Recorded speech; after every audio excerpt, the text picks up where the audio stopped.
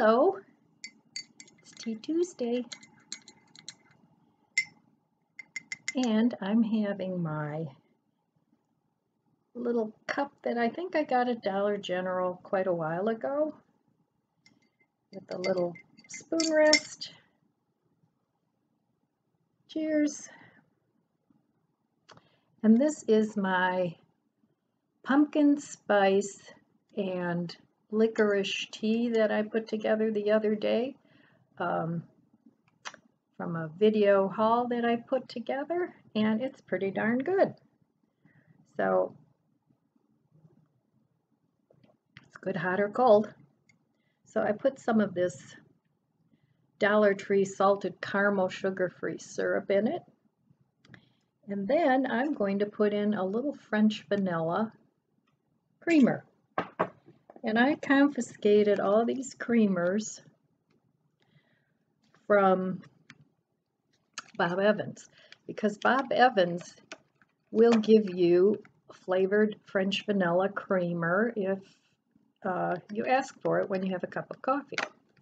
So they usually bring you a handful, and with COVID and everything, I'm pretty sure they have to throw all this stuff on the table away because they're not going to sanitize it. So I just take the extras home because I don't like to waste anything.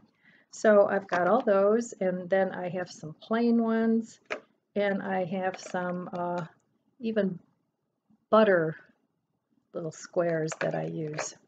So if you go to a restaurant and they give you these things on the table, take them home. You can do it with ketchup and mustard and all sorts of things.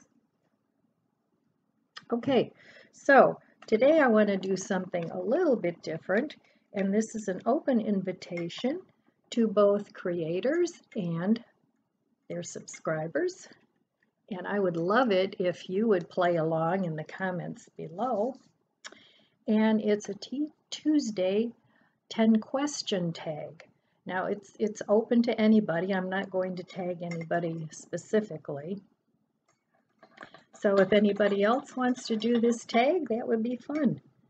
Could learn a little bit more about each other and get ideas. So who doesn't like new ideas, right? So let's get right into it, because this could be a lengthy video, because the questions that I thought up are more or less to make you think about some things. So my first question is, now this is not probably for subscribers, but for those of you that would like to have a YouTube channel, the question is, what motivated you to start a YouTube channel? So for me, the first thing that motivated me, I went back and forth, oh, this is silly, nobody wants to, hear my ramblings, but at 71, I've had some life experiences that I wanted to share, and I've learned a couple things, some from the School of Hard Knocks, and some from things turned out great, and I just want to share the experience. So that was one reason that I started it. But the main reason that I wanted to start it was for a legacy for my children and grandchildren when I'm no longer around, that maybe they could go and listen to some of their nanny's advice, good or bad. They'd have to be the judge. So that's question number one. Question number two, why and how did you become aware of frugality? Now, I know not everybody is frugal, and Lord knows I was anything but frugal when I worked and in my younger years.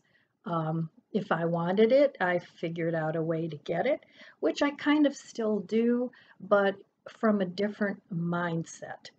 For me, it's like choose this or choose that, or choose this and put this off maybe for a future date, but I have pretty much everything that I need, other than, food every week. So those are things that I need.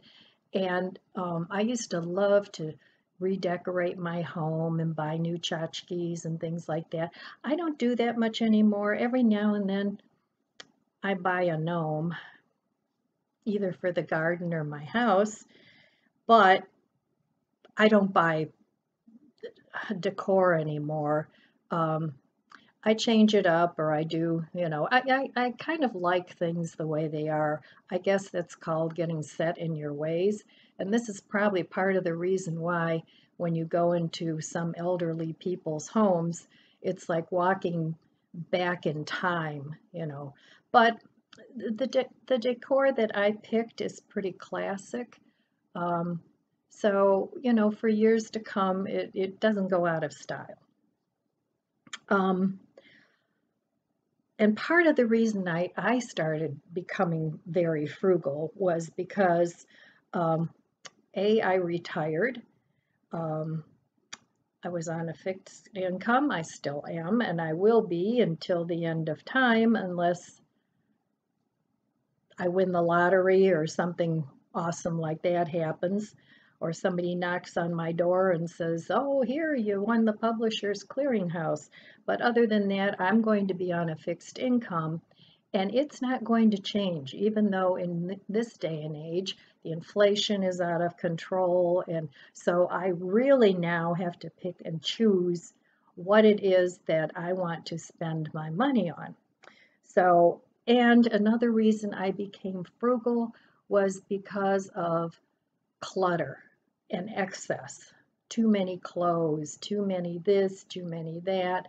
And every time I purge, I kind of get a little bit, it's like, oh, why did I spend money on this? And it's not, to me, being frugal isn't being cheap.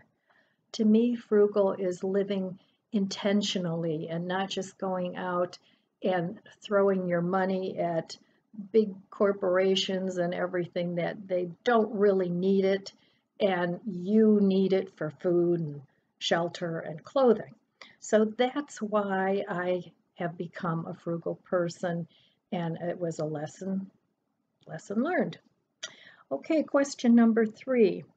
What advice, if you could, would you give past me? In other words, when you were younger.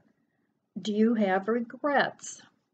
I don't have a lot of regrets. I suppose if I had to call it a regret, it would be see question number 2. Why did I become frugal? I would not have spent money on a lot of the things that I did spend money on, and then down the road it's like, I don't even really like this anymore. Why did I buy this? So now I'm more mindful of what I choose. I ask myself, where are you going to put this? Because my house is pretty filled up. I'm not a minimalist. What do you want to get rid of if you do really love this? So that's probably one of my regrets, that if I could go back and counsel myself when I was younger, I would talk to myself about that.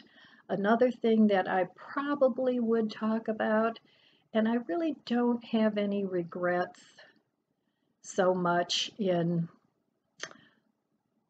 partners that I've had, because I always thought, and like everybody that's young, oh, this is great, this is going to work out. But there's certain triggers that I would look for that are reality rather than my perception of a relationship, and what I hope the relationship would become, or what I thought the relationship would become. I would tell myself to be a little bit more careful, like, are you truly compatible? Or is it something that you have to do so many compromises on that you're going to lose yourself in the process of trying to make a relationship work? That would be one of the triggers I would look for. Another thing that I would look for, and I would ask myself, would be, is this just a physical attraction, Or is this somebody that you could really be best friends with? You have the same ideology. They listen to what you say. They don't they don't demean you or make fun of you for thinking the way you think. They actually listen to you. That would be one thing that I would look for in a life partner. So I don't know, what are some of the things that, if you've had a successful marriage or a relationship or whatever, what are some of the things that you looked for? Leave us a comment below, because I think we could all learn from that. Question number 4, how does your ideal me differ from your real me? Well, in my world of ideal me, I would, my house would be spotless. I wouldn't have a lot of excess stuff. My dogs would be so trained that, you know, it wasn't a problem at all. And, I mean, dogs are like children that can run amok at times. My dogs, for instance, they get extremely excited when people come to visit. So much so that it's embarrassing. So, I mean, my family knows, and, some of my good friends know, it's like this is just what they do, for 5 minutes, and then they settle down. They aren't really pesty or anything like that. But,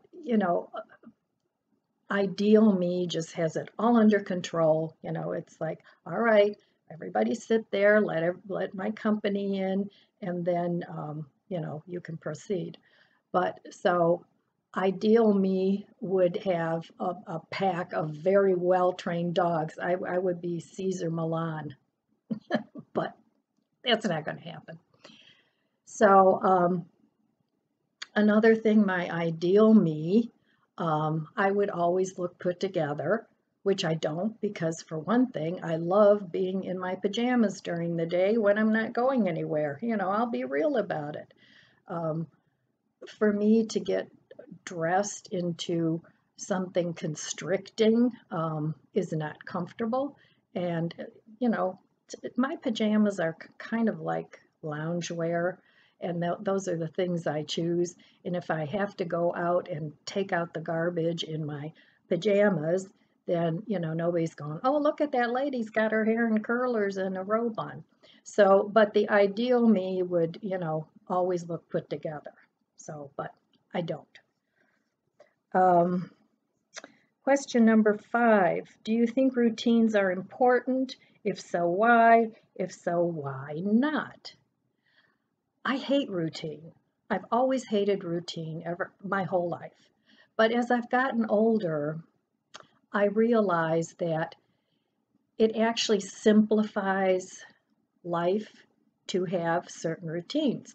Now, I'm not talking about OCD or anything like that, I'm just talking about simple routines, like a routine of keeping the dishes out of the sink and just rinsing them very quickly and putting them in your dishwasher. It doesn't take any more time. I'm talking about, okay, maybe, and I don't really have this routine. I tried a few times and I have it written down and it worked real well. But okay, on Mondays I'm going to clean the bathrooms. On Tuesday I'm going to clean the floors, so that I don't have to have a big, huge project, because then I procrastinate, which is, hello, that's me. So, but it's something that I'm constantly needing to be aware of and needing to work on. So, yes, I do think routines are important to have, but it's something like that would go with ideal me. My routines would all be all my ducks in a row, but unfortunately, that is not what the real me is. That would be the ideal me. Okay, next question. Do you multitask, and does it work for you? Every time I try to multitask, I wander around aimlessly. Seriously, this is what I do. you know, I'm over here and then I'm over there, and then it's like, oh, yeah, I forgot I was doing this. So multitasking does not work for me. I don't like it. I don't like when I have 3 or 4 projects that all have the same priority that I have to hurry and get stressed out about. For me, I don't like to multitask. If multitasking works for you, I would be I would be very thrilled to find out how you do it because I'm not good at it. Question number 7. Do you shop for bargains or cost doesn't matter? I've always, even when I had discretionary income, I was always a bargain shopper. If I saw something that I liked and I thought the price was ridiculous, I would simply wait till I could either make something similar, find something similar at a cheaper cost, and there's certain things that I would just be on the lookout for. For instance, I just bought myself, not that long ago, it's a pop-up greenhouse. It's like a 5 by 5 because my backyard is very tiny. We're not allowed to have permanent structures, so I would definitely have a little greenhouse out there this is a pop-up and it's very compact because I need to store these things. And I can't remember exactly what I paid for it, but I've been shopping for one for a long time. And then I found one on Amazon that fit my price range and it fit the criteria because a little pop-up greenhouse, I'm really, in all reality, going to need that maybe in the spring and in the fall. And they can't say too much about, oh, you have a permanent structure there. So, it's the association, That's the one thing I'm not real crazy about living here. But I must say that I have really pushed the envelope somewhat when it comes to things that I've done with my property. And, you know, so I can't complain.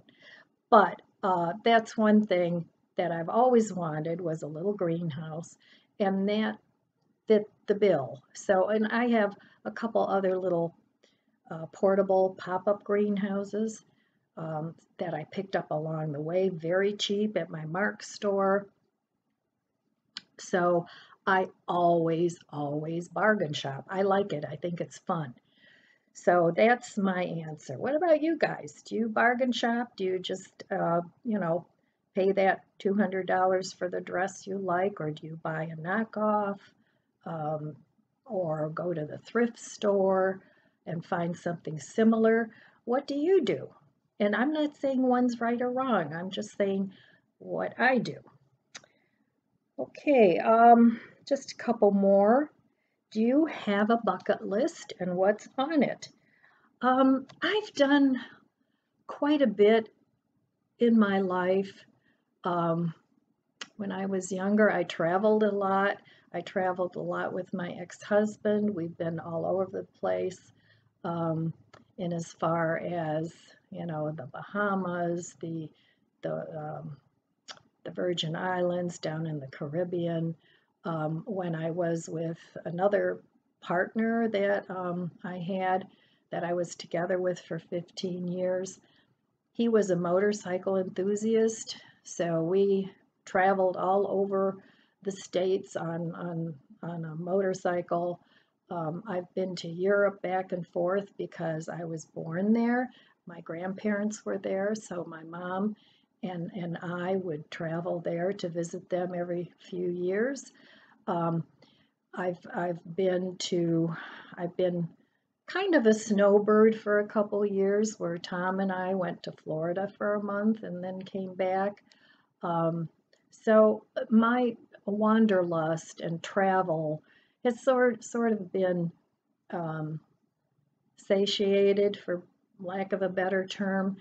And I've become a really big homebody. I mean, I always was a homebody, But so traveling is not on my bucket list. A couple of things that I would love to see if possible, but it's pretty expensive. I would love to go to Fiji, but not just for a week. I would love to go and maybe go there for 1 to 3 months, and just spend time there and become a native for a short period of time. I would love to do that. Maybe live on the beach. I always wanted to just take my paints and go paint on the beach. I really haven't done that, and I don't know why, because the beach is available. Tom has a boat, and no, it's not my boat. I've had a couple of people say, "You're not on a fixed income, you have a big boat." No, I don't have a big boat. It's not my boat. It belongs to Tom. So, but I have the pleasure of hanging out there with him. We are a couple, but we're both each financially independent of each other. So, no, it's not my boat, but I am fortunate that I can do that every weekend, and it's a fun thing, and I enjoy doing that. But I haven't taken my paints there. In fact, I haven't painted in quite a while.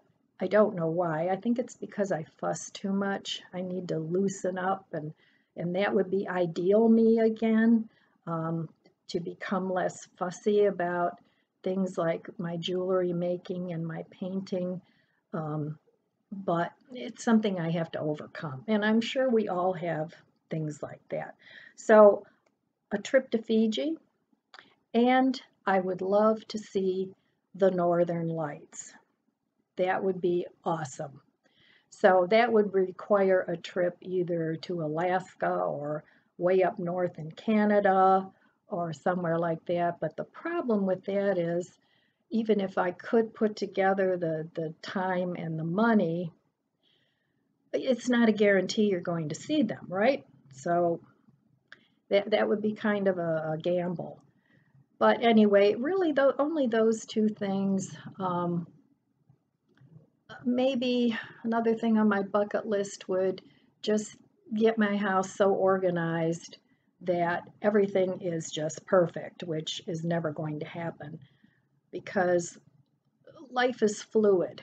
You get something organized and it's working great, and then something happens and your system gets broken.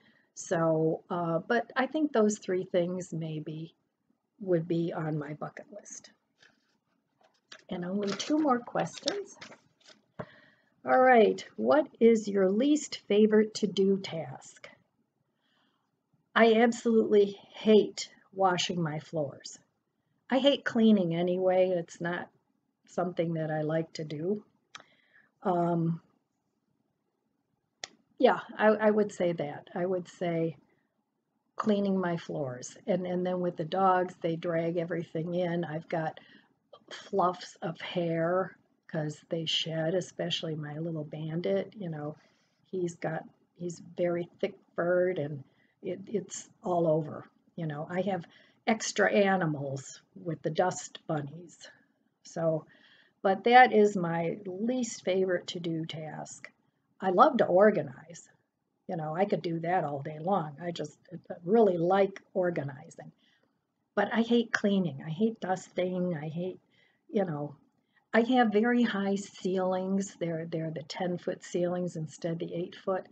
And my windows on the downstairs level are very tall.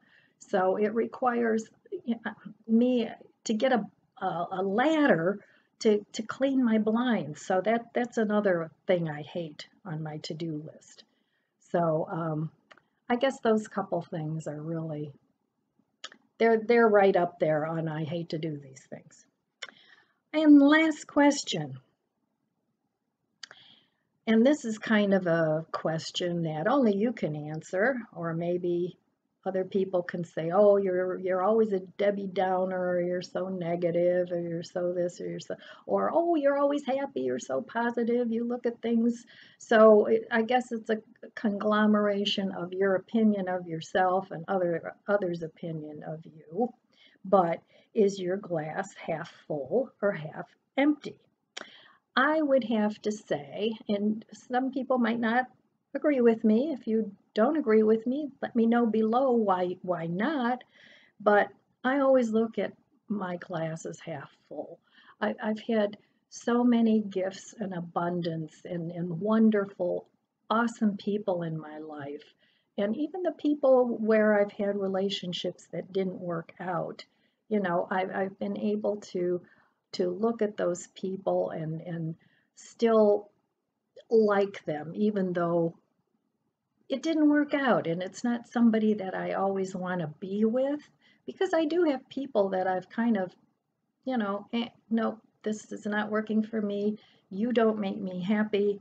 So I don't want a whole lot to do with you. And I do have people like that, not many, maybe one or two. But so I always try to think of myself as a half full kind of gal. Speaking of half full, my tea is all full. So I'm going to have a sip. All right, my friends, that's all the questions I have. I would love it if you would do this tag with me. It's a Tea Tuesday tag, but even people that aren't on the Tea Tuesday list, feel free to just hop in and do this 10 question tag. All right, my friends, I want to wish you great tea, abundant blessings. I love you guys. Be good to yourself, be good to others.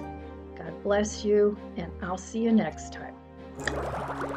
If you enjoyed this video, please subscribe, comment, and like. Thanks for watching.